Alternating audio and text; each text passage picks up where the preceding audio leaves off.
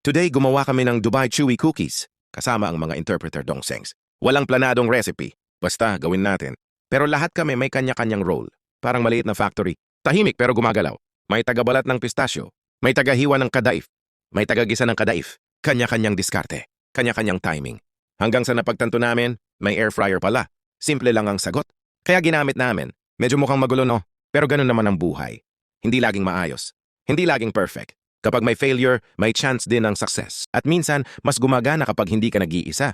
Kaya sige, ubos ang kadaif, lahat ng butter, pati pistachio jam. Basta buhos lang ng effort. Okay, tapos na. Pero kailangan pa tumigas. Habang naghihintay, board game muna. Ngayon, tikman natin. Pero punong-puno ng effort. Kung may plano kang gumawa, bumili ka na lang. 근데 뭔가 계란 같다. 맛있어. 오이. 어? 이거 yan. 대박. 와.